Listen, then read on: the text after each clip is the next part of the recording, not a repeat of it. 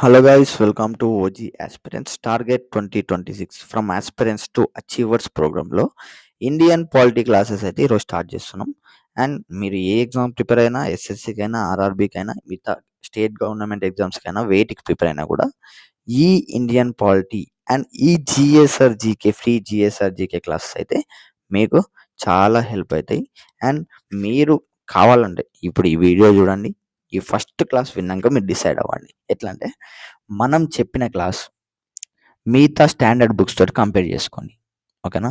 Weather ఇక్కడ మనకి ఎక్కువ కంటెంట్స్ వాటికంటే ఎక్కువ కంటెంట్ వస్తుందా, లేదా వాటికంటే తక్కువ కంటెంట్ వస్తుందా, అండ్ లేకపోతే కరెక్ట్గా చెప్తున్నారా లేదా, ఇవి మీరు కరెక్ట్గా చూసుకోండి. చూసుకొని ఏంటంటే ఇఫ్ ఇన్ కేస్ మీకు ఈ కోర్స్ అనేది సరిపోదు, వీడు చెప్పేది ఏం అర్థమవుతలేదు అనిపించింది అనుకో, ఈ కోర్స్ మీరు ఫాలో అవ్వకండి.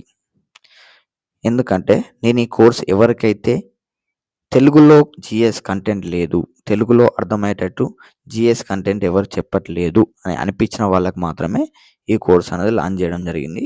సో మీరు కంపేర్ చేసుకోండి. కంపేర్ చేసినాక if you are willing to listen, ఓకేనా, మీకు అర్థమవుతుందంటేనే మీరు వినండి, లేకపోతే వినకండి. ఈ క్లాస్ అయిపోయినాక మీ ఫీడ్బ్యాక్ అనేది కామెంట్ చేయండి. ఎందుకంటే ఈ క్లాస్ ఎలా ఉన్నది, ఇంకా ఏమైనా ఇంప్రూవ్మెంట్స్ కావాలా అనే దాని మీద నాకు క్లారిటీ వస్తుంది. కాబట్టి ఈ క్లాస్ అయిపోయినాక మీరు కామెంట్ చేయండి. అండ్ నౌ పాలిటీలో ఫస్ట్ పాలిటీ అండ్ గవర్నెన్స్ అంటే ఏంది, అండ్ ఆల్సో కొన్ని కీ టర్మ్స్ ఉంటాయి పాలిటీలో. ఆ టర్మ్స్ కొంచెం తెలుసుకుంటే మంచిది స్టార్ట్ అయ్యే ముందు. సో అవి మీకు ఎక్స్ప్లెయిన్ చేసి next historical background of the constitution క్లియర్గా ఎక్స్ప్లెయిన్ చేయడం జరుగుతుంది. Let start the class. First వచ్చేసరికి ఏంటంటే polity and governance. What is mean by polity? Polity అంటే ఏంది, గవర్నెన్స్ అంటే ఏంది? ఓకేనా? పాలిటీ అంటే ఏంది? Polity is nothing but framework అంటారు. ఓకేనా? Framework or structure. పాలిటీ అంటే ఫ్రేమ్వర్క్ ఆర్ స్ట్రక్చర్. అంటే ఒక గవర్నమెంట్ బాడీ ఉంటుంది. ఇప్పుడు ఏంటంటే పార్లమెంట్ అనేది ఒక బాడీ. ఈ పార్లమెంట్ ఎలా రన్ అవ్వాలి అనే దాని మీద వీళ్ళు ఒక స్ట్రక్చర్ ఇచ్చిర్రు మనకు కాన్స్టిట్యూషన్లో. ఓకేనా? అండ్ గవర్నెన్స్ వచ్చేసరికి ఏంటంటే ఎగ్జిక్యూషన్. ఓకేనా? ఎగ్జిక్యూషన్. ఓకేనా? హౌ గవర్నమెంట్ రన్స్, ఇది గవర్నెన్స్. పార్లమెంట్ అనేది మనకు పాలిటీ అయితే ఈ పార్లమెంట్ను ఎలా రన్ చేస్తాం అనేది గవర్నెన్స్. ఓకేనా? ఈ పార్లమెంట్ని ఎలా రన్ చేస్తున్నాం అనేది గవర్నెన్స్. క్లియర్? ఏం లేదు. Polity is about rules and framework. ఇక్కడ కొన్ని రూల్స్ ఉంటాయి, ఇక్కడ గవర్నెన్స్ అనేది ఆ రూల్స్ అబైడ్ చేస్తూ గవర్నమెంట్ అనేది రన్ చేస్తున్నాం అనేది గవర్నెన్స్. ఓకేనా? ఎగ్జిక్యూషన్ అండ్ మేనేజ్మెంట్ అనేది గవర్నెన్స్. క్లియర్? నెక్స్ట్ పాలిటీలో కొన్ని కీ టర్మ్స్ అని చెప్పిన. Constitution. Constitution is nothing but ఏంటంటే సుప్రీం లా అంటాం. సుప్రీం లా, దీనికి మించింది ఏది లేదు, ఆర్ ఫండమెంటల్ లా. ఓకేనా? దీన్ని ఫాలో అవుతూనే మనం గవర్నమెంట్ అనేది రన్ చేయాలి తప్ప దీనికి మించింది ఏది లేదు. ఈ set of rules and regulations ఉంటాయి కాన్స్టిట్యూషన్లో, మన బాధ్యతలు. ఓకేనా? ఫండమెంటల్ డ్యూటీస్, ఫండమెంటల్ రైట్స్, మన రైట్స్ ఏంది అన్ని కాన్స్టిట్యూషన్లు ఉంటాయి. And this is the supreme law. Clear? అది కాన్స్టిట్యూషన్. వేరస్ డెమోక్రసీ అంటే ఏంటంటే of the people, by the people, for the people అంటారు మన Mahesh Babu cinema. Same democracy అంటే people will elect the government. గవర్నమెంట్ని పీపుల్ ఎలెక్ట్ చేసుకుంటే అది డెమోక్రటిక్ కంట్రీ అంటారు. సో డెమోక్రసీ అంటే of the people, by the people and for the people. వేరే సోవరెంటీ అంటే supreme power of a state to govern it self without any external control. External control అనేది ఏది ఉండకుంటే దాన్ని సోవరెంటీ అంటారు. ఇప్పుడు ఇండియా ఉన్నది, ఇండియాని ఎక్స్టర్నల్గా ఎవరన్నా మనల్ని కంట్రోల్ చేస్తున్నారా? ఎవ్వరు కంట్రోల్ చేయడం లేదు. ఇప్పుడు మన యుఎస్ఏ ఉన్నది, యుఎస్ఏ గవర్నమెంట్ ఏం చేసిందంటే మీరు మా దగ్గర నుంచే అన్ని కొనాలి, రష్యా నుంచి తీసుకోవద్దని చెప్పింది. మనం విన్నామా వాళ్ళ మాటలు? మాకు రష్యా దోస్తు, ఓకేనా, రష్యా నుంచి తీసుకోవాల్సింది తీసుకుంటాం, మీ దగ్గర నుంచి ఏవి తీసుకోవాలో అవి కూడా తీసుకుంటాం. సో రష్యా నుంచి తీసుకోవద్దని చెప్పనీకి నువ్వెవరు? మేము వినం. ఓకేనా? మేము వినం, మేము రష్యా నుంచి తీసుకుంటామని ఇండియా చెప్పేసింది. సో ఇండియాని ఎవరైనా ఎక్స్టర్నల్ కంట్రోల్ చేస్తున్నారా? ఎవ్వరు లేరు. So India is a sovereign country. And federalism అంటే ఏంది, బైకామరలిజం అంటే ఏంది? ఫెడరలిజం అంటే ఏంటంటే division of powers between central and state governments. ఓకేనా? Division of powers between central and state government. And bicameralism అంటే ఏంది? A legislator of two houses. Legislature of two houses. మీరు టెన్షన్ పడకండి, నేను పీడిఎఫ్ అనేది మీకు క్లియర్గా మళ్ళీ టెలిగ్రామ్లో అయితే అప్లోడ్ చేస్తాను, అప్పుడు మీరు టోటల్గా కంప్లీట్గా చూసుకోవచ్చు. ఇప్పుడు ఏంటంటే మీకు క్లారిటీగా ఈ టర్మ్స్ అనేది ఏందో మీకు మన లాంగ్వేజ్లో అర్థం అవడానికి నేను ఇవి ఇలా చెప్పడం జరుగుతుంది. ఫస్ట్ ఫెడరలిజం అంటే ఏంది, నేను ఇవి రెండు ఒకసారి క్లియర్గా ఎక్స్ప్లెయిన్ చేస్తాను, ఎందుకంటే ఈ రెండు చాలా ఇంపార్టెంట్. మనకు ఇవి ఎక్కువసార్లు రిపీట్ అవుతాయి కాబట్టి నేను ఈ రెండు టర్మ్స్ అనేది మీకు కొంచెం చెప్తా. First features of federalism. Federalism అంటే ఏంది, ఫెడరలిజంలో ఏమేమి ఉంటుంది దాన్ని ఫెడరల్ కంట్రీ అంటారు. ఫెడరలిజం అంటే ఏంటంటే ఫస్ట్ రిటర్న్ కాన్స్టిట్యూషన్ ఉండాలి, ఉన్నదా ఇండియాకు? ఉన్నది. డ్యూయల్ గవర్నమెంట్ పాలిటీ ఉండాలి, ఉన్నదా? Yes, central and state. ఓకేనా. సుప్రీమసీ ఆఫ్ కాన్స్టిట్యూషన్ ఉన్నదా? కాన్స్టిట్యూషన్ సుప్రీమా చెప్పుకున్నాం కదా, కాన్స్టిట్యూషన్ ఈజ్ సుప్రీం లా అని. ఎస్, కాన్స్టిట్యూషన్ లో సుప్రీమసీ ఉన్నది. And independent judiciary. జ్యుడిషియరీ ఎవరైనా కంట్రోల్ చేస్తున్నారా? ఎవ్వరు చేయడం లేదు. ఓకేనా. ఇండిపెండెంట్ జ్యుడిషియరీ ఉన్నది. డివిజన్ ఆఫ్ పవర్స్, స్టేట్కి సెంట్రల్కి డివిజన్ అవుతుందా పవర్స్? ఎస్. సో ఫెడరలిజం ఉన్నది. అండ్ బై క్యామరల్ లెజిస్లేచర్ ఉన్నదా? ఎస్, ఉన్నది. సో బై క్యామరల్ లెజిస్లేచర్ అంటే ఏందో మీకు నెక్స్ట్ స్లైడ్లో నేను ఎక్స్ప్లెయిన్ చేస్తా. ఇవన్నీ ఉంటే దాన్ని ఫెడరలిస్ట్ కంట్రీ అంటారు. ఫెడరలిజం ఉన్నట్టు. క్లియర్. అండ్ ఇండియాది ఫుల్ ఫెడరలిజమా? కాదు, క్వాసీ ఫెడరలిజం అంటారు. క్వాసీ ఫెడరలిజం అంటారు. ఎందుకంటే సెంట్రల్ది కొంచెం ఎక్కువ డామినెన్స్ ఉంటుంది మన దగ్గర. ఇప్పుడు స్టేట్కి దానంతట అదే కొన్ని పాస్ చేసుకోనికి అర్హత ఉండదు. సెంట్రల్ దగ్గర నుంచి బిల్ పాస్ అవుతుంది తప్ప స్టేట్ మాత్రం దాన్ని ముందుకు కొనసాగించలేదు. ఇప్పుడు ఏంటంటే మొన్న బీసీ బిల్ అని ఒకటి తీసుకొచ్చారు. బీసీ బిల్ అని ఒకటి తీసుకొచ్చారు, అది సెంట్రల్కి పంపించారు. ఓకేనా. అది లోక్సభలో రాజ్యసభలో పాస్ అయిన తర్వాత స్టేట్లు అనేది ఇంప్లిమెంట్ చేస్తారు. సో స్టేట్కి కంప్లీట్ పవర్ అయితే లేదు. ఓకేనా. సెంట్రల్ డామినెన్స్ అనేది ఉన్నది. సో ఇది ఇండియా అనేది ఫుల్ ఫెడరలిజం కాదు. ఓకేనా. కొంచెం ఫెడరలిజం అని చాలా మంది చెప్పారు, దాన్నే క్వాసీ ఫెడరలిజం అంటారు. క్లియర్. క్వాసీ ఫెడరలిజం అంటారు. ఇది ఫెడరలిజం. And by cameral. ఓకేనా. బై క్యామరలిజం అంటే ఏంటంటే ఏ లెజిస్లేచర్ ఆఫ్ టూ హౌసెస్. ఓకేనా. టూ హౌసెస్ ఉండాలి. ఓకేనా. దాన్ని బై క్యామరలిజం అంటారు. ఫస్ట్ పార్లమెంట్ని చూసుకుంటే మనకు టూ హౌసెస్ ఉంటాయి. ఏంటి ఏంటి? Rajya Sabha and Lok Sabha. Upper house and lower house. Upper house, lower house అని రెండు సభలు ఉంటాయి మనకు. So bicameralism two houses. ఇప్పుడు ఏంటంటే లోక్సభలో బిల్ పాస్ చేయాలంటే, లోక్సభలో బిల్ ఇంట్రడ్యూస్ చేసి దాన్ని పాస్ చేయాలంటే రాజ్యసభ పంపిస్తారు. రాజ్యసభలో బిల్ సేమ్ బిల్ని వాళ్ళు యాక్సెప్ట్ చేస్తే అప్పుడు ప్రెసిడెంట్ దగ్గర పంపిస్తే ప్రెసిడెంట్ అసెంట్ ఇస్తాడు. ఓకేనా. ప్రెసిడెంట్ అసెంట్ ఇస్తాడు. ఓకేనా. దాన్ని ఇంప్లిమెంట్ చేయడానికి ప్రెసిడెంట్ అసెంట్ ఇస్తే అప్పుడు ఇంప్లిమెంట్ చేయాలి. ఓకేనా. ఇట్లా బైకామరలిజం అంటే టూ హౌసెస్. వేరే స్టేట్కి వచ్చేసరికి స్టేట్లో కూడా బైకామరలిజం ఉంటుందా? ఉంటుంది. Legislative assembly, Vidhan Sabha. ఓకేనా. ఇది assembly. And legislative council, Vidhan Parishad. అంటే ఎమ్మెల్సీలు ఉంటారు ఇలా. ఓకేనా. ఇందులో ఎమ్మెల్యేలు ఉంటారు. క్లియర్. ఇప్పుడు ఈ లెజిస్లేటివ్ కౌన్సిల్ అనేది ఎన్ని స్టేట్స్కి ఉన్నది? ఓకేనా. ఎన్ని బైకామరలిజం అనేది ఎన్ని స్టేట్స్కి ఉన్నది అంటే ఓన్లీ 6 స్టేట్స్కే ఉన్నది. ఇండియాలో 6 స్టేట్స్కి మాత్రమే బైకామరలిజం అయితే ఉన్నది. ఇందులో ఫస్ట్ వచ్చేసరికి ఏంటంటే మన తెలంగాణ అండ్ నెక్స్ట్ మన ఆంధ్రప్రదేశ్. ఓకేనా. ఇవి రెండు ఎలా అయినా గుర్తుంటాయి. మిగతా ఏంటంటే మన బార్డర్ స్టేట్స్ ఉంటాయి కదా, బార్డర్ స్టేట్స్. ఫస్ట్ థర్డ్ వచ్చేసరికి ఏంది? Karnataka. And fourth Maharashtra. And 2 are from north. ఏంటిది? బీహార్ అండ్ ఉత్తరప్రదేశ్. బీహార్ అండ్ ఉత్తరప్రదేశ్. ఈ 6 స్టేట్స్కి మాత్రమే లెజిస్లేటివ్ కౌన్సిల్, విధాన్ పరిషత్ అయితే ఉన్నది. సో మిగతా వాటికి లేదు. బట్ సెంట్రల్లో బైకామరలిజం అయితే ఉన్నది. ఎందుకంటే we have 2 houses, upper house and lower house, Rajya Sabha and Lok Sabha. Clear. ఇది బైకామరలిజం అంటే ఈ 6 స్టేట్స్ అసలే మర్చిపోకండి, గుర్తుపెట్టుకోండి. క్లియర్. 6 స్టేట్స్ గుర్తుపెట్టుకోండి. Next historical background of the constitution. ఓకేనా. మనం ఇప్పుడు టాపిక్లోకి అయితే ఎంటర్ అవుతాం. Historical background. వెరస్ ఇప్పుడు స్టార్ట్ చేసిందంటే ఫస్ట్ ఇండియాకి ట్రేడింగ్ చేయాలి ఇండియాలో అని బ్రిటిష్ గవర్నమెంట్కి. ఓకేనా. బ్రిటిష్ వాళ్ళు అనుకున్నారు ఏది? ఇండియాలో చాలా రిసోర్సెస్ ఉన్నాయి, ఇండియాలో ట్రేడ్ చేయాలని అనుకున్నారు. అప్పుడు ఇండియాలో ట్రేడ్ చేయడానికి వాళ్ళు ఒక కంపెనీని అయితే ఇండియాకి పంపించారు. ఆ కంపెనీకి ఏదో పేరు పెట్టాలి కాబట్టి ఈస్ట్ ఇండియా కంపెనీ అని అయితే పేరు పెట్టడం జరిగింది. ఈస్ట్ ఇండియా కంపెనీ అయితే పేరు పెట్టడం జరిగింది. అండ్ హియర్ నేను చెప్పిన మనం సినిమా లెక్క డిస్కస్ చేద్దామని, హీరో విలన్ ఇద్దరు ఉంటారు. ఓకేనా. హీరో విలన్ ఇద్దరు ఉంటారు.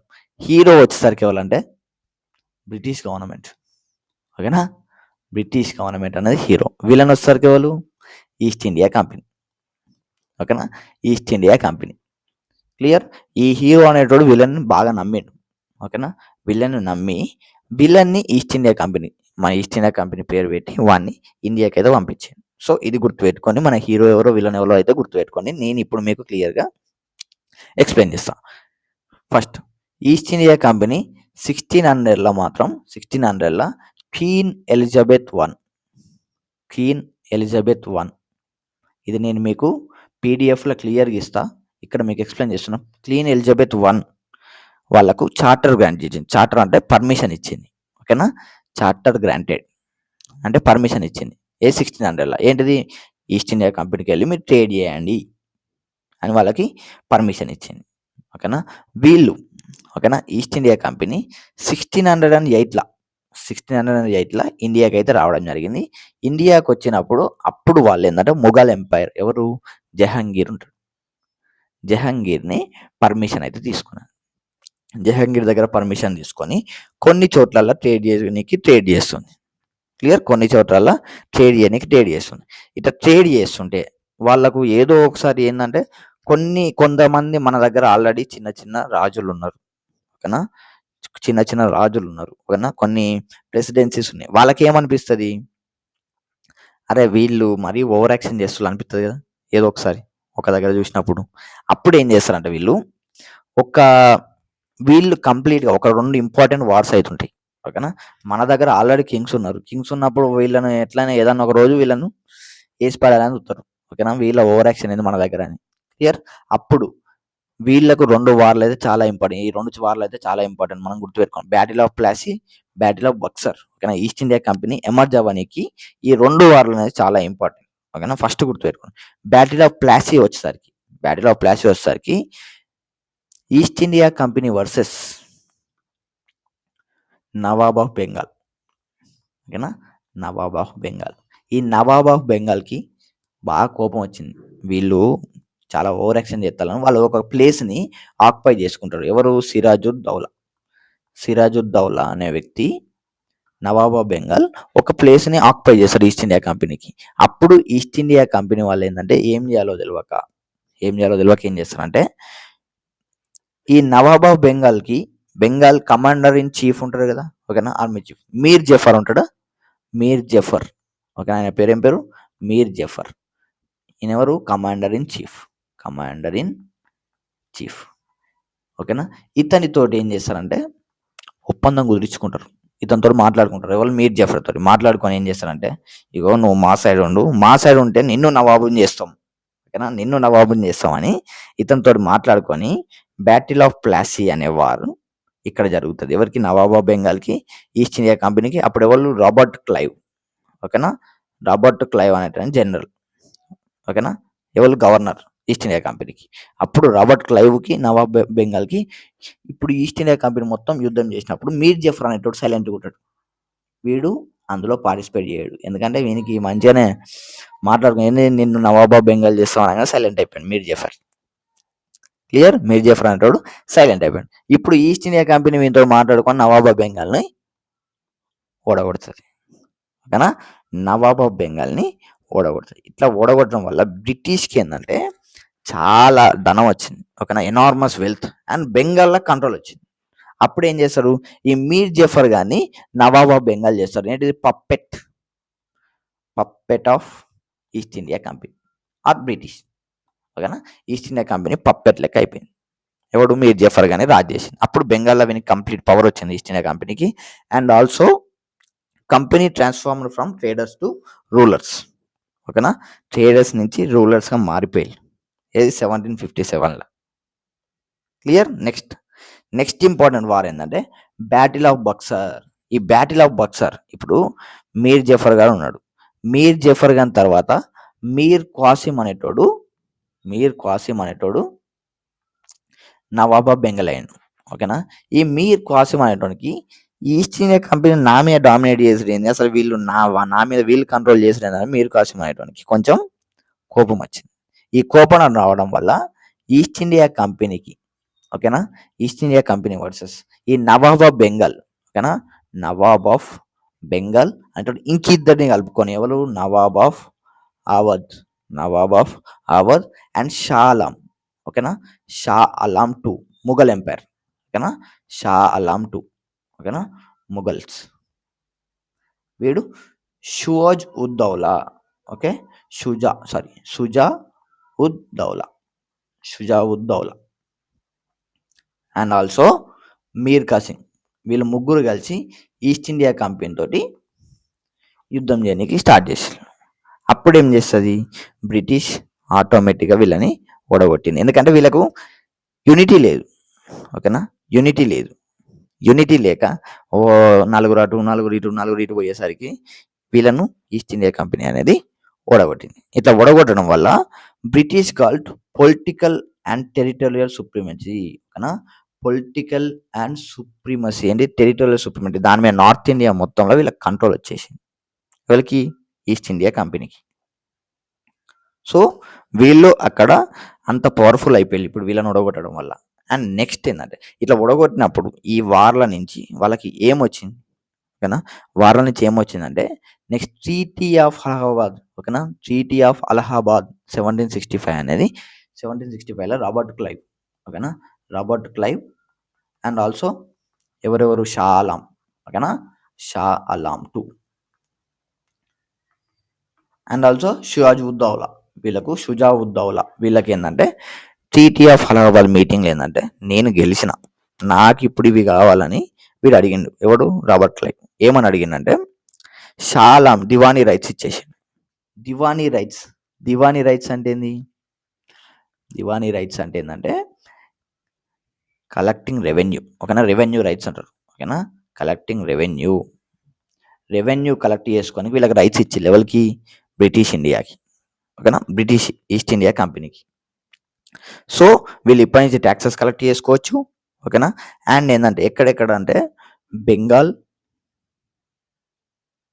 బీహార్ అండ్ ఒరిస్సా. ఈ ప్లేస్లో వీళ్ళు ట్యాక్సెస్ కలెక్ట్ చేసుకోవచ్చు, రెవెన్యూ కలెక్ట్ చేసుకోవచ్చు అని వీళ్ళకి రైట్స్ అనేది ఇచ్చేసింది చాలా. సో వీళ్ళేంటి ఇప్పుడు ఏంది కంప్లీట్గా full rich east India company. అంతేనా, ఫుల్ డబ్బులు వచ్చినాయి వీళ్ళకి, ఫుల్ పవర్ వచ్చింది. అండ్ ఈ విషయం ఏంటంటే వాళ్ళకి తెలిసింది ఈస్ట్ ఇండియా కంపెనీ ఎవరు బ్రిటిష్ క్రౌన్కి తెలిసింది. బ్రిటిష్ వాళ్ళకి తెలిసి ఏం చేసిందంటే ఓకే వీళ్ళు ఫుల్ రిచ్, ఓకే మంచిగా ఉన్నారు, ఓకే మనకు కూడా డబ్బులు మంచిగా పంపిస్తున్నారు కదా ఓకే అని అంటారు. ఓకేనా, కరెక్టే అంటారు. ఇప్పుడు ఏంటంటే 1770లో బెంగాల్ ఫెమైన్ అనేది వచ్చింది. బెంగాల్ ఫెమైన్ వచ్చినప్పుడు మొత్తం చాలా మంది చచ్చిపోయారు. అండ్ ఈస్ట్ ఇండియా కంపెనీ అనేది లాస్ట్లోకి వచ్చింది. ఇట్లా లాస్ట్లోకి రావడం వల్ల ఏమైందంటే వీళ్ళు బ్రిటిష్ని లోన్ అడగడం స్టార్ట్ చేసింది. ఓకేనా, మాకు ఇన్ని డబ్బులు కావాలని లోన్ అడిగిళ్ళు. ఎవరిని? బ్రిటిష్ వాళ్ళని. అరే వీళ్ళు మంచిగా అడిగి పోయి బాగానే సంపాదిస్తున్నారు కదా, మనల్ని ఎందుకు లోన్ అడుగుతున్నారు? ఓకేనా, అండ్ ఇంకో డౌట్ ఏమొచ్చిందంటే వీళ్ళు లోన్ అడుగుతున్నారు ఓకే, ఈస్ట్ ఇండియా కంపెనీ లాస్ట్లో ఉంటే అందులో వర్కర్స్ ఎట్లా రిచ్ అయ్యి ఇప్పుడు మన ఏంటిది ఇంగ్లాండ్లో అక్కడిక్కడ లండన్లో ఏంటి ఫుల్గా బిల్డింగ్లు కట్టుకున్నారు, మంచి ఇల్లులు కట్టుకున్నారు, ఇన్ని చేసిళ్ళు. ఇట్లా చేసినాక కూడా వీళ్ళు లాస్ అని అంటారు ఏంది? సో సంథింగ్ ఏదో తేడా జరుగుతుంది అక్కడ అన్నది వీళ్ళకి అర్థమైంది. ఓకేనా, సంథింగ్ ఏదో తేడా జరుగుతున్నది. అండ్ నేను ట్రేడ్ చేయడానికి పంపిస్తే వీళ్ళు ఏం చేస్తున్నారు? రూల్ చేస్తున్నారు, పొలిటికల్ పవర్ తెచ్చుకున్నారు. ట్రేడ్ చేయడానికి పంపించాను నేను, వీళ్ళు అక్కడ రూల్ తెచ్చుకున్నారు. అండ్ ఆల్సో వీళ్ళకు మోనోపోలీ అంటే వీళ్ళు తప్ప వేరేటోళ్ళు ఎవరు అక్కడ ట్రేడ్ చేయొద్దని ఇవ్వడం వల్ల వీళ్ళు విర్రవీగుతున్నారు. అండ్ కరప్షన్ ఎక్కువైపోయింది. ఓకేనా, సో ఇవన్నీ బేస్ చేసుకొని బ్రిటిష్ ఏం చేసిందంటే కొన్ని రెగ్యులేటింగ్ యాక్షన్ తీసుకొచ్చింది. అంటే వాళ్ళని కంట్రోల్ చేయడానికి కొన్ని యాక్ట్స్ అనేది తీసుకొచ్చింది. ఓకేనా, టోటల్ 1858 వరకు కొన్ని యాక్ట్స్ తీసుకొచ్చి అరే వీళ్ళు చెప్తున్నారా అని direct east India company dissolve చేసేసి బ్రిటిష్ వాళ్ళే రూల్ చేయడం స్టార్ట్ చేశారు. ఓకేనా, డైరెక్ట్ రెస్పాన్సిబిలిటీ తీసుకున్నారు. క్లియర్, ఇది ఈస్ట్ ఇండియా కంపెనీ. అండ్ ఆ రెగ్యులేటింగ్ యాక్ట్స్ ఏంటి, ఆ రెగ్యులేటింగ్ యాక్ట్ ఏమేమి తీసుకొచ్చిళ్ళు ఓకేనా, అవి మనం క్లియర్గా డిస్కస్ చేద్దాం. దీన్ని ఏమంటారు అంటే కంపెనీ రూల్. ఓకేనా. మనకు రెండు ఉంటాయి. ఫస్ట్ హిస్టారికల్ పరంగా రెండు ఉంటాయి. ఏంటిది? Company rule and crown rule అని రెండు ఉంటాయి. ఈ కంపెనీ రూల్ 1773 నుంచి 1850 వరకు జరుగుతుంది. అండ్ క్రౌన్ రూల్ వచ్చేసరికి 1850 నుంచి మనకు ఇండిపెండెన్స్ వచ్చే వరకు.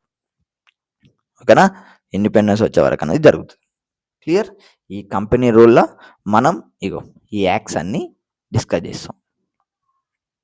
కంపెనీ అంటే ఈస్ట్ ఇండియా కంపెనీ రూల్ చేసినప్పుడు ఏమేమి రెగ్యులేటింగ్ యాక్ట్స్ తీసుకొచ్చిళ్ళు, అవి మన కాన్స్టిట్యూషన్ మీద ఎట్లా ఇంప్లిమెంట్ అయినాయి. ఎందుకంటే ఇందులో నుంచి కూడా మనం కాన్స్టిట్యూషన్కి చాలా తీసుకున్నాం. సో ఇవి గుర్తుపెట్టుకోవాలి. రెగ్యులేటింగ్ యాక్ట్ మీకు ఎవేవి క్వశ్చన్స్ వస్తాయో కూడా మీకు క్లియర్గా ఎక్స్ప్లెయిన్ చేస్తా. ఒకసారి చూడండి. Next start. Regulating act 1773. First company rule అయితే కంప్లీట్గా డిస్కస్ చేద్దాం మనం. Regulating act 1773 to 1858. ఫస్ట్ వచ్చేసరికి ఏంటంటే రెగ్యులేటింగ్ యాక్ట్ 1773. ఈ రెగ్యులేటింగ్ యాక్ట్ 1773లో వాళ్ళు తీసుకొచ్చిన మోడిఫికేషన్స్ అండి. అంటే ఏమేమి చేంజెస్ చేసిళ్ళు వీళ్ళని కంట్రోల్ చేయనీకంటే. ఫస్ట్ మన హీరో ఎవరు? బ్రిటిష్ ఏం చేసిందంటే ఈ designated the governor of Bengal as the governor general of Bengal. ఓకేనా, గవర్నర్ ఆఫ్ బెంగాల్ ని గవర్నర్ జనరల్ ఆఫ్ బెంగాల్ గా చేంజ్ చేసిళ్ళు. ఓకేనా, first governor general of Bengal ఎవరు? వారెన్ హ్యాస్టింగ్. ఓకేనా, వారెన్ హ్యాస్టింగ్ అనేటోడు first governor general of Bengal. Clear? Governor of Bengal ని గవర్నర్ జనరల్ ఆఫ్ బెంగాల్ మార్చింది. And created an executive council of 4 members to assist him. అంటే governor of Bengal ని assist చేయడానికి, అంటే వాళ్ళకి ఆయనకు సలహాలు ఇవ్వడానికి ఒక నలుగురు కౌన్సిల్, ఒక ఎగ్జిక్యూటివ్ కౌన్సిల్ అయితే క్రియేట్ చేశారు. And made the governors of Bombay and Madras presidency subordinate to the governor general of Bengal. అంటే ఏంటంటే వీళ్ళను ఎవరిని? బాంబే మద్రాస్ వాళ్ళను subordinates of the governor of Bengal, governor general of Bengal గా వీళ్ళను చేసేది. ఏంటిది? ఎవరెవరిని? బొంబేని మద్రాస్ని. ఓకేనా, వీళ్ళ గవర్నర్స్ ఏంటంటే subordinates of the governor general of Bengal. అంటే ఆయన కింద వీళ్ళు. అంతకుముందు ఇండిపెండెంట్గా ఎవరి డిసిషన్స్ వాళ్ళు తీసుకున్నది, ఎవరిది వాళ్ళు తీసుకున్నది. బట్ ఇప్పుడు ఏంటంటే వీళ్ళు సబార్డినేట్స్ ఎవరికి? Governor general of Bengal. ఆయన చెప్పింది వీళ్ళు వినాలి. ఓకేనా, ఆయన కిందనే వీళ్ళు.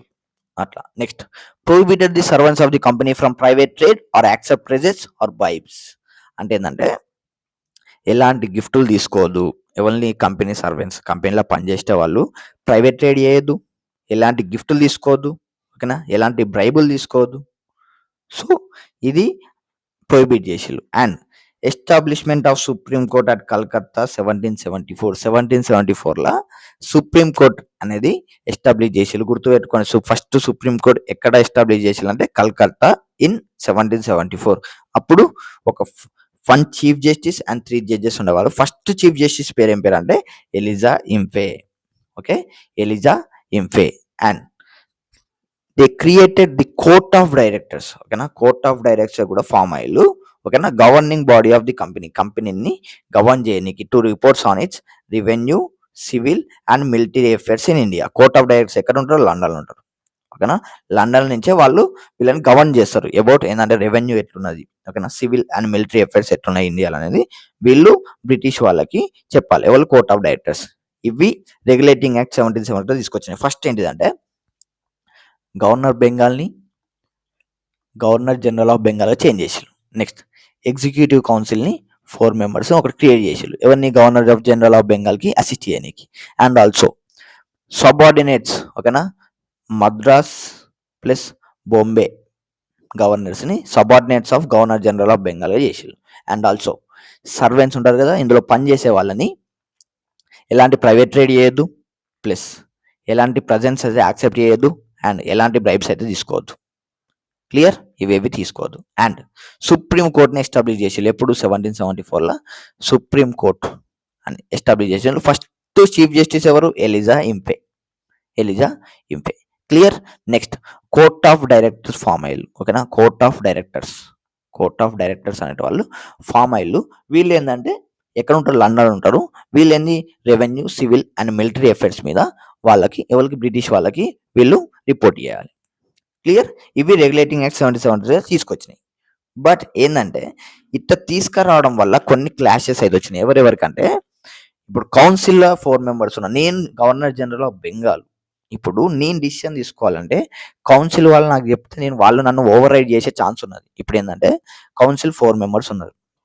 4 మెంబర్స్ ఉంటే 2 ఓట్స్ ఇప్పుడు వీళ్ళు ఏదైనా పాస్ చేయాలంటే 2 ఓట్స్ ఓకే ఎస్కి 2 ఓట్స్ నోకి అనేది వీళ్ళు తీసుకొని వచ్చిళ్ళు. వీళ్ళు ఇచ్చిళ్ళు ఓటింగ్. ఇప్పుడు గవర్నర్ జనరల్ ఆఫ్ బెంగాల్ ఎటు ఓటేస్తే అది రైట్ అవుతుంది. బట్ ఒకవేళ ఇప్పుడు గవర్నర్ జనరల్ ఆఫ్ బెంగాల్ ఇంకొకరు ఇటు పెట్టి వీళ్ళు ముగ్గురు కౌన్సిల్లో ముగ్గురు ఇటు సైడ్ ఇచ్చినా కూడా అది పాస్ అయిపోతుంది, లేకపోతే ఆగిపోతుంది. సో నన్ను ఓవర్ రైడ్ చేసే శక్తి వీళ్ళకు ఉన్నది. సో దీనివల్ల వాళ్ళకి ఇంటర్నల్ క్లాష్ వచ్చినాయి. ఈ కౌన్సిల్ వాళ్ళు నేను చెప్తింటలేరు. ఓకేనా. అండ్ కరప్షన్ కంటిన్యూ అవుతూ వచ్చింది.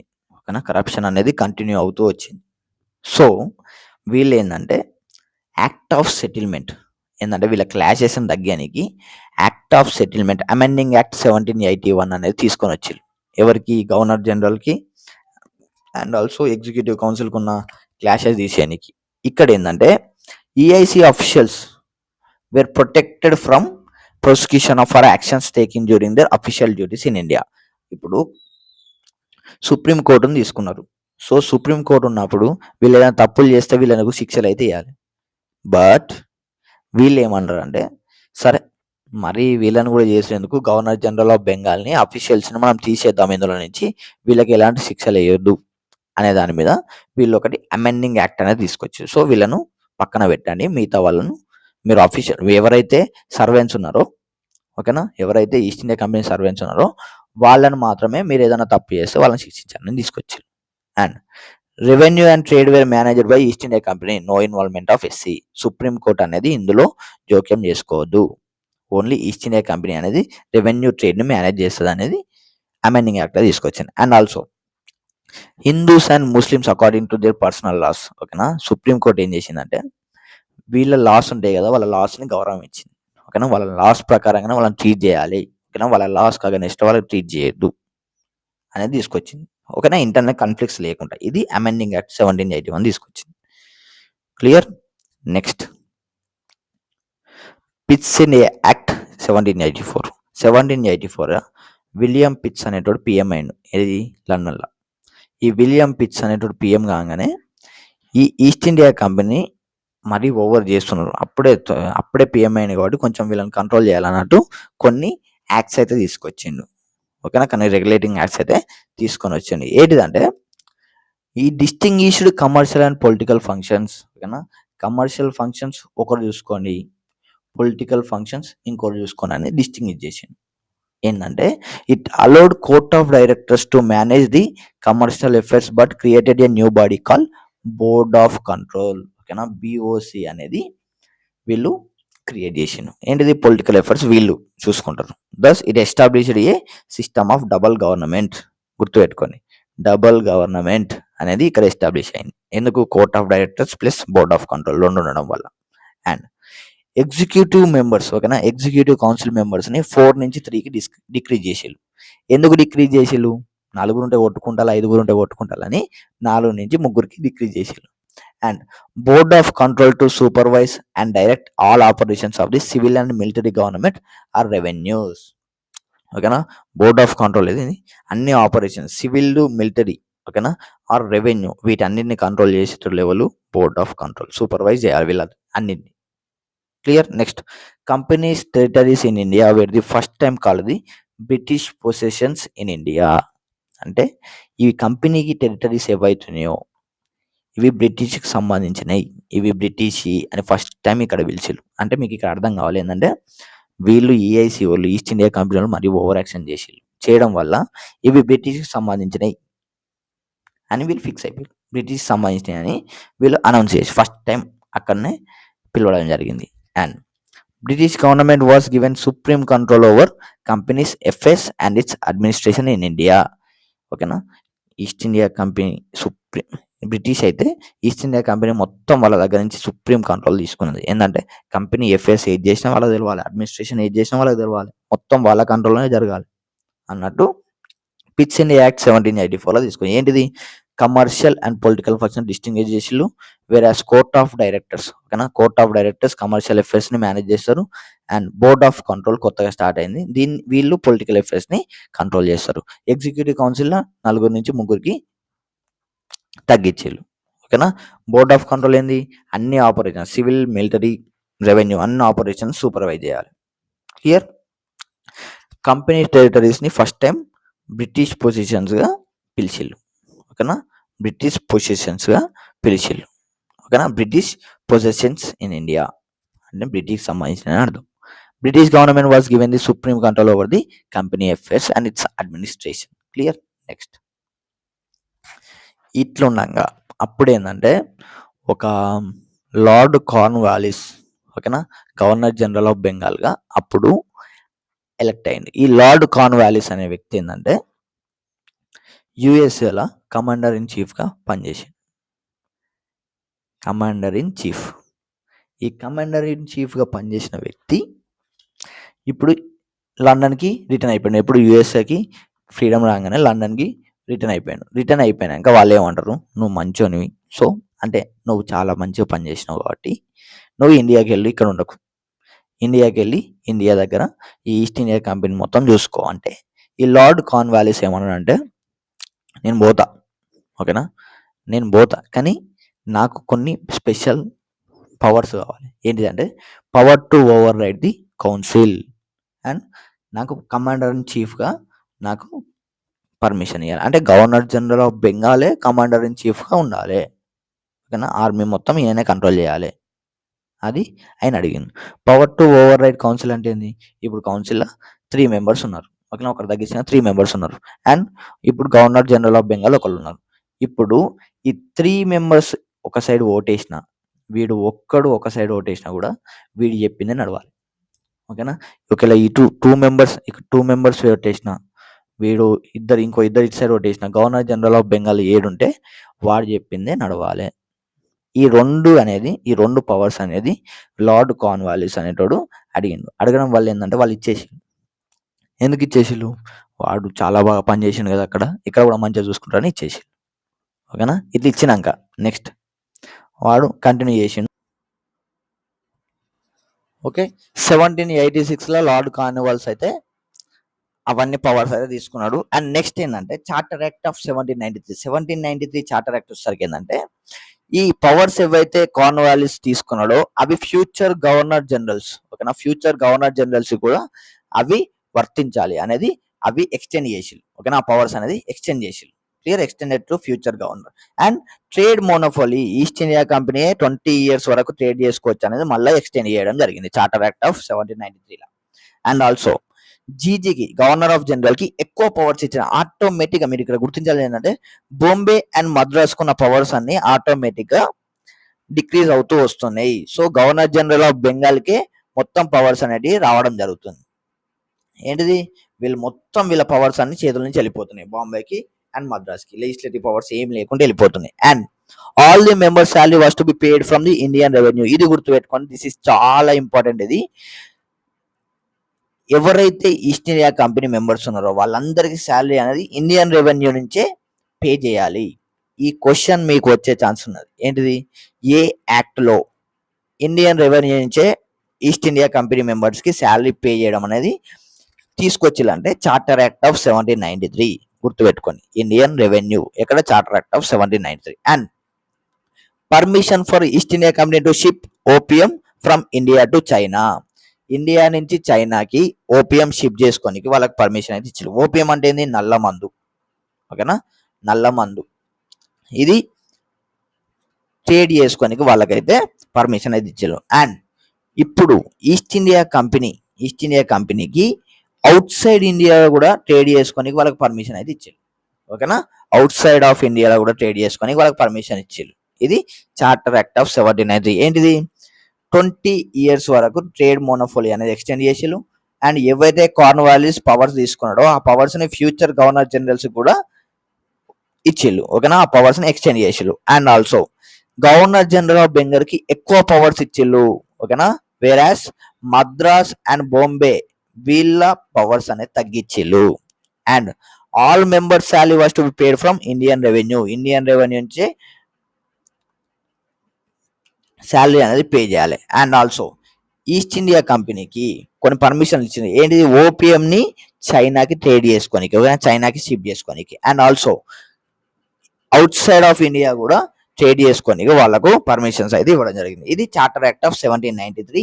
ఈ చార్టర్ యాక్ట్ ఆఫ్ 1793 అయిపోయినాక 20 years తర్వాత 1793 అయిపోయింది, అండ్ ఆల్సో 1803 అండ్ ఆల్సో 1813 వచ్చేసరికి 20 years తర్వాత ఏంటంటే ఇంకొన్ని తీసుకొచ్చిళ్ళు.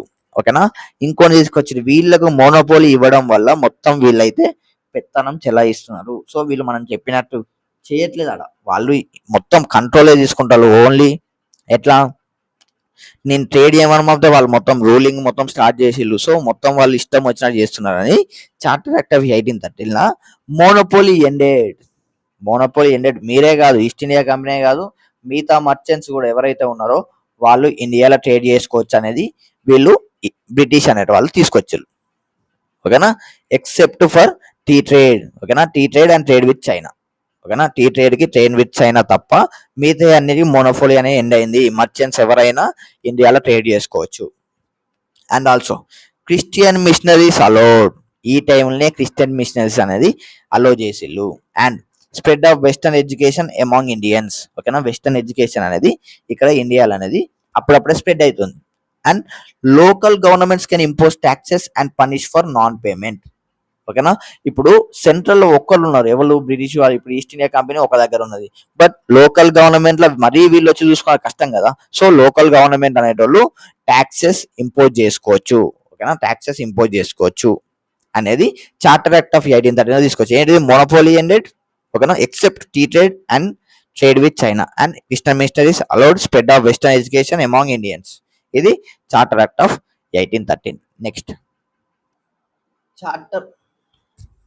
Charter act of 1833. ఈ యాక్ట్ లో ఏంటంటే it made that the governor general of Bengal as the governor general of India. ఓకేనా, గవర్నర్ జనరల్ ఆఫ్ బెంగాల్ ఏం చేసిళ్ళు, governor general of India change చేసిళ్ళు. And who is the first governor general of India, William Bentinck. ఓకేనా, William Bentinck. ఇప్పటి వరకు తీసుకొచ్చిన loss అన్నిటిని వీళ్ళు ప్రీవియస్ యాక్ట్స్ అన్నిటిని ఏమని అన్నారు, రెగ్యులేషన్స్ అన్నారు. But by laws made under this act were called as acts. ఇప్పటి నుంచి తీసుకొచ్చిన ఏమంటారు, యాక్ట్స్ అంటారు. ఓకేనా, అండ్ గవర్నర్ జనరల్ ఆఫ్ ఇండియాకి కంప్లీట్ లెజిస్లేటివ్ పవర్స్ ఇచ్చిళ్ళు. ఓకేనా, కంప్లీట్ లెజిస్లేటివ్ పవర్స్ ఇచ్చి and governor of Bombay and Madras వీళ్ళ లెజిస్లేటివ్ పవర్స్ అనేది మొత్తం తీసేసి. ఓకేనా, మొత్తం గవర్నర్ జనరల్ ఆఫ్ ఇండియా అనేది చూసుకుంటాడు. సో వీళ్ళ పవర్స్ అని తీసేసారు. ఇది extreme peak stage where centralisation అనేది ఎక్స్ట్రీమ్ పీక్ స్టేజ్కి వెళ్ళిపోయింది. అంటే ఏంటంటే ఈ గవర్నర్ ఆఫ్ బాంబే మద్రాస్ కి వీళ్ళకి లెజిస్లేటివ్ పవర్స్ లేవు ఇప్పుడు. Clear. And also it ended the activities of east India company as a commercial body which became a purely administrative body. ఓకేనా, ఇది కమర్షియల్ బాడీ కాదు, ఇప్పుడు ట్రేడింగ్ పర్పస్ కాదు. వీళ్ళు ఏంటంటే అడ్మినిస్ట్రేటివ్ బాడీ, అంటే మన ఇండియాని రూల్ చేసే బాడీగా చేంజ్ అయిపోయింది ఇక్కడ. Charter act of 1833. And the company territories in India wear held by in trust of his majesty his hairs and successors. అంటే ఎవరైతే బ్రిటిష్ ఇండియా ఉన్నదో సో వాళ్ళ కిందికి కంపెనీ టెరిటరీస్ అనేది వెళ్ళిపోయినాయి. సో వాళ్ళ మెజెస్టీ అంటే ఏంటంటే క్వీన్ మాత్రమే వీటికి మీద రూల్. ఓకేనా, వీటి మీద ఓన్డ్ అంటే క్వీన్ మాత్రమే వీటికి అధిపతి. ఓకేనా, లేకపోతే వాళ్ళ సక్సెసర్స్ మాత్రమే వీటికి అధిపతి అనేది ఈ యాక్ట్ లో తీసుకొచ్చింది. And also attempted to introduce system of open competition for selection of civil servants. ఓకేనా, సివిల్ సర్వెంట్స్ సెలెక్షన్స్ కి ఓపెన్ కాంపిటీషన్ పెట్టాలని వీళ్ళు అనుకున్నారు. ఓపెన్ కాంపిటీషన్ అంటే ఇండియన్స్ కూడా అలౌ చేయాలని వీళ్ళు అనుకున్నారు. బట్ కోర్ట్ ఆఫ్ డైరెక్టర్స్ దీన్ని అపోజ్ చేయడం వల్ల ఇది మళ్ళీ రిటర్న్ తీసుకోవడం జరిగింది. ఓకేనా, కోర్ట్ ఆఫ్ డైరెక్టర్స్ అపోజ్ చేయడం వల్ల రిటర్న్ తీసుకోవడం జరిగింది. అండ్ ఈ టైంలోనే లా కమిషన్ కాన్స్టిట్యూటెడ్ ఇన్ 1834 లో లా కమిషన్ అనేది కాన్స్టిట్యూట్ అయింది. And lord Macaulay was the first law commission chairman. ఓకేనా, లా కమిషన్ చైర్మన్ ఎవరు, లార్డ్ మెకాలీ. క్లియర్. ఈ చార్టర్ యాక్ట్ ఆఫ్ 1833 ఏంటిది, గవర్నర్ జనరల్ ఆఫ్ బెంగాల్ ని గవర్నర్ జనరల్ ఆఫ్ ఇండియాగా మార్చేసేళ్ళు. అండ్ ఆల్సో ఇప్పటివరకు తీసుకొచ్చిన లాస్ అన్నింటిని రెగ్యులేషన్స్ అంటే ఇప్పటి తీసుకొచ్చిన లాస్ అన్నింటిని ఏమన్నారు, యాక్ట్స్ అన్నారు. Okay, and governor general of India complete legislative powers ఇచ్చేసేళ్ళు. And governors of Bombay and Madras కి లెజిస్లేటివ్ పవర్స్ అని తీసేసేళ్ళు. And it ended the activities of east India company as a commercial body which became a purely administrative body. Okay, the company's territories India were held by it, అంటే ప్రతి ఒక్కదానికి అధిపతి ఎవరు? Queen and వాళ్ళ successors. Clear. And attempted to introduce system, ఓకేనా, system of open competition of selection of civil servants, ఓకేనా. Civil servants ని open competition తోటి సెలెక్ట్ చేయాలనేది అటెంప్ట్ చేసి, బట్ అది ఫెయిల్ అయింది. ఎందుకంటే కోర్ట్ ఆఫ్ డైరెక్టర్స్ అపోజ్ చేయడం వల్ల అది వెనక తీసుకోవడం జరిగింది. అండ్ లా కమిషన్ 1834 అనేది lord Macaulay first law commission chairman ఇతనే అనేది constitution. Clear. Next charter act of 1853, ఓకేనా. 33 అయిపోయింది, 20 years ఎక్స్టెండ్ చేసి మళ్ళా చార్టర్ యాక్ట్ ఆఫ్ 1853 మొనోపోలీ అనేది ఎండ్ అయింది, ఓకేనా. And it established a separate governor general's legislative council which came to be known as the Indian central legislative council. Indian legislative council అనేది వీళ్ళు establish చేయడం జరిగింది, ఓకేనా. ఈ legislative wing of the council function as a mini parliament, ఓకేనా. ఇది mini parliament లాగా work చేయడం అయితే జరుగుతుంది, ఓకేనా. సేమ్ ప్రొసీజర్ బ్రిటిష్ పార్లమెంట్ ఏదైతే ఫాలో అయిందో same procedures Indian legislative council అనేది ఫాలో అవుతుంది. And the Macaulay committee, the committee of Indian civil service was appointed in 1854, ఓకేనా. 1854 లో మెకాలీ కమిటీ అనేది అపాయింట్ అవ్వడం జరిగింది. అండ్ వీళ్ళు ఏంటంటే సివిల్ సర్వీసెస్ ఇండియన్స్ కూడా అలో చేసిళ్ళు. సివిల్ సర్వీసెస్ సెలెక్ట్ చేస్తే అందులో ఇండియన్స్ కూడా ఎగ్జామ్ రాయడానికి, ఓకేనా, ఇండియన్స్ కూడా సివిల్ సర్వీస్ అనేది ఇంట్రొడ్యూస్ చేయడం జరిగింది. And it extended the companies rule. ఇప్పుడు ప్రతిసారి ఏంటంటే 20 years కంపెనీ రూల్ అనేది ఎక్స్టెండ్ చేస్తున్నాం, 20 years కంపెనీ రూల్ ఎక్స్టెండ్ చేస్తున్నాం అని ఇవ్వడం జరిగింది. కానీ ఇప్పుడు ఏంటంటే it did not specify any particular period. So ఇది ఏం సింబలైజ్ చేస్తుంది? కంప్లీట్ గా మిమ్మల్ని ఎప్పుడైనా తీసేయచ్చు, ఓకేనా. ఈస్ట్ ఇండియా కంపెనీ ఎప్పుడైనా తీసేయచ్చు అనేది ఇక్కడ మనం తెలుసుకోవచ్చు, ఓకేనా. ఈ లైన్ ద్వారా ఈస్ట్ ఇండియా కంపెనీ ఎప్పుడైనా తీసేయచ్చు, ఎందుకంటే ఎక్స్టెండ్ చేసిళ్ళు బట్ స్పెసిఫిక్ టైం ఇలా 20 years అని ఇప్పుడు ఏం చెప్పలేదు. క్లియర్.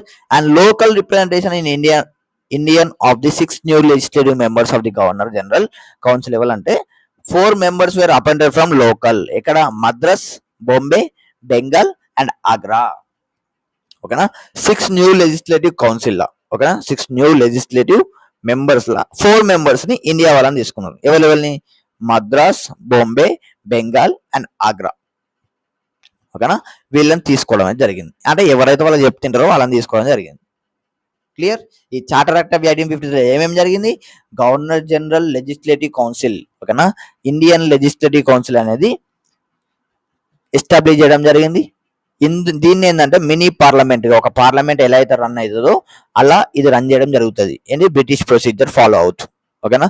మెకాలీ కమిటీ కూడా charter act of 1853 law establish appoint చేయడం జరిగింది, ఓకేనా. 1854 లో మెకాలీ కమిటీ, ఓకేనా.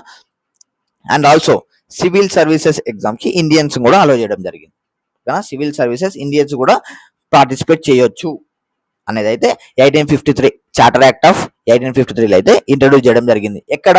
ఇప్పుడు మన క్వశ్చన్ ఏం వస్తుంది అంటే సివిల్ సర్వీసెస్ ఇండియన్స్ కి ఇంట్రడ్యూస్ చేసింది ఏ యాక్ట్ లా అంటే charter act of 1853. Clear. And company rule extend చేసిళ్ళు బట్ స్పెసిఫిక్ టైం అయితే ఇవ్వలేదు, ఓకేనా. Local representation in the India of 6 new legislative members, ఓకేనా. 6 new legislative members లా లోకల్ నుంచి ఒక 4 తీసుకున్నారు. ఎవరెవరు? మద్రాస్, బాంబే, బెంగాల్ అండ్ ఆగ్రా, ఈ 4 అయితే తీసుకోవడం జరిగింది. ఇది charter act of 1853. And this is the last act of the company rule. Company rule లో ఇదే లాస్ట్ యాక్ట్. చెప్పిల్లు కదా, ఏమని చెప్పిల్లు? కంపెనీని ఎప్పుడైనా తీసేయచ్చు అని చెప్పిల్లు, ఓకేనా. కంపెనీని ఎప్పుడైనా తీసేయచ్చు అని చెప్పిల్లు. సో కంపెనీ తీసేసే టైం వచ్చింది. అండ్ ది రీజన్ బిహైండ్ కంపెనీని తీసేయడానికి రీజన్ ఏంటంటే ఫస్ట్ వార్ ఆఫ్ ఇండిపెండెన్స్ తెలిసే ఉంటుంది మీకు, సిపాయి మ్యూటినీ. 1857 లో సిపాయి మ్యూటినీ అనేది జరిగింది. ఇది రావడానికి రీజన్ ఏంది? ఇది రావడం వల్లనే కంపెనీ అనేది తీసేయడం అయితే జరిగింది పక్క. ఇది రావడం అయితే ఫిక్స్. సిపాయి మ్యూటినీ వల్లనే కంపెనీ అనేది తీసేయడం జరిగింది. అండ్ ఇది ఎందుకు వచ్చిందంటే లార్డ్ డల్హౌసీ ఎవరైతే గవర్నర్ జనరల్ ఆఫ్ బెంగాల్ ఉన్నాడో డాక్ట్రిన్ ఆఫ్ ల్యాబ్స్ అనేది తీసుకొని వచ్చింది. ఇది మన ఇండియన్స్ నచ్చలే. డాక్ట్రిన్ ఆఫ్ ల్యాబ్స్ అంటే ఇప్పుడు ఎవరైతే రూలర్స్ ఉన్నారో, ఓకేనా, వేరే వేరే సబార్డినేషన్ రూల్స్ చేస్తున్నారో వీళ్ళ రూలర్స్ అంటే వీళ్ళకి ఎవరైతే సక్సెసర్స్ లేరు అంటే ఏంటంటే ఎవరైతే వారసులు లేకపోతే వాళ్ళ కింగ్డమ్ ని ఆటోమేటిక్ గా బ్రిటిష్ కిందకి ఇచ్చేయాలి, ఓకేనా. బ్రిటిష్ కిందకి ఇచ్చేయాలి. వాళ్ళ కొడుకులు లేరు అనుకో రూల్ చేయడానికి ఎవరు లేరు, కొడుకులు బిడ్డలు ఎవరు లేకపోతే రూల్ చేయడానికి ఎవరు లేరు, ఆటోమేటిక్గా బ్రిటిష్ కిందకి ఇచ్చేయాలి. సో ఇది వాళ్ళకి నచ్చలేదు. నచ్చకపోవడం వల్ల ఇందులో వాళ్ళు సపరేట్గా ఇప్పుడు రాణి లక్ష్మీబాయి వీళ్ళందరూ ఆపోజిట్గా ఫైట్ చేయడం జరిగింది. అండ్ ఆల్సో ఇండియన్ సిపాయిస్ ఉంటారు కదా, ఇండియన్ సిపాయిస్కి బ్రిటిష్ సిపాయి కూడా తక్కువ జీతం ఇచ్చేవాళ్ళు. ఓకేనా, ఇండియన్ సిపాయిస్కి లెస్ పే. ఓకేనా, లెస్ పే దెన్, ఓకేనా, లెస్ పే దెన్ బ్రిటిష్ సిపాయిల కన్నా తక్కువ పే ఇచ్చేటోళ్ళు. And also fears of forced conversion. ఓకేనా, ఎక్కడ క్రిస్టియానిటీలోకి ఫోర్స్గా కన్వర్ట్ చేస్తారో అని ఈ మూవ్మెంట్ అనేది జరగడం జరిగింది. అండ్ ఆల్సో ఇమ్మీడియట్ కాజ్ ఏంటంటే, one of the immediate cause, ఇది మెయిన్ కాజ్ అంటారు, ఏంటంటే ఇప్పుడు ఏవైతే రఫేల్స్ ఉన్నాయో, ఓకేనా, రైఫల్ అంటే గన్నులు ఏవైతున్నాయో వాటికి ఏంటంటే కవ్ అండ్ పిగ్ ఫ్యాట్ అనేది గ్రీస్గా యూజ్ చేసేటోళ్ళు. ఓకేనా, కవ్ అండ్ పిగ్ ఫ్యాట్ ఇవి హిందూస్కి ముస్లిమ్స్కి ఎవరికి నచ్చలేదు. కవ్వు అంటే ఆవు అండ్ పిగ్ ఉంటుంది కదా, పిగ్ ఫ్యాట్ ని వాటి గ్రీస్ లెక్క యూజ్ చేయడం వల్ల ఇవి నచ్చలేదు వాళ్ళకు. సో ఇక్కడ సిపాయి మ్యూటినీ అనేది స్టార్ట్ అయింది, సిపాయిల తిరుగుబాటు, which is nothing but first war of independence. So దీనితోటి ఏంటంటే ఆటోమేటిక్ గా మన మీద వీళ్ళకి వ్యతిరేకత పెరిగిపోయింది కాబట్టి ఈస్ట్ ఇండియా కంపెనీ టోటల్ గా అబాలిష్ చేసేద్దాం, ఈస్ట్ ఇండియా కంపెనీ మొత్తం తీసేస్తే ఆటోమేటిక్ గా బ్రిటిష్ కంట్రోల్లోకి వస్తుంది. అప్పుడు బ్రిటిష్ వాళ్ళు రూల్ చేయడం జరుగుతుంది. సో దీనివల్ల ఈస్ట్ ఇండియా కంపెనీ అని మొత్తంగా తీసేసారు. ఇది ఇంటర్వెల్ మనకు. ఓకేనా, ఇది ఇంటర్వెల్. ఏంటిది, ఈస్ట్ ఇండియా కంపెనీ అయిపోయింది. So company rule ended. So villain చంపేస్తే హీరో ఆటోమేటిక్ గా రూల్ చేయడానికి స్టార్ట్ చేస్తారు. హీరోస్ బ్రిటిష్ కంట్రోల్లోకి ఇండియా అనేది తెచ్చుకుంటారు. అండ్ నౌ ఏంటంటే ది క్రోన్ రూల్ అంటారు. క్రోన్ రూల్ 1858 నుంచి 1947 క్రోన్ రూల్. ఎవరు డైరెక్ట్ బ్రిటిష్ నుంచి రూల్ చేస్తారు. ఓకేనా, బ్రిటిష్ వాళ్ళే రూల్ చేస్తారు. సో ఇది క్రోన్ రూల్. సో ఈ కంపెనీ రూల్ అనే వరకు మనకి ఇంటర్వెల్. సో నెక్స్ట్ క్లాస్ లో మనం క్రోన్ రూల్ మొత్తం డిస్కస్ చేద్దాం. క్లియర్? మీరు ఏం చేయాలంటే ఇప్పుడు ఏవైతే మనం డిస్కస్ చేసినామో వాటిని కంప్లీట్ గా రివైజ్ చేసుకోండి. ఏవైతే యాక్ట్స్ ఉన్నాయో వాటిని కంప్లీట్ గా రివైజ్ చేసుకోండి. మధ్యలో మీకు 2 యాక్ట్స్ చెప్పిన, ఏంటి amending act and act of 1786. ఇవి రెండు ఏంటంటే నెగ్లిజిబుల్. ఈ రెండు మీకు అర్థం కానికి ఈ రెండు చెప్పడం జరిగింది. మిగతా acts, charter acts, pits India act, ఇవన్నీ ఏంటంటే మీరు పక్కా నేర్చుకోవాల్సింది. ఈ క్వశ్చన్స్ ఎట్లా వస్తాయో మనం పీవైక్యూస్ చేసేటప్పుడు పక్కా మీకు అర్థమవుతుంది.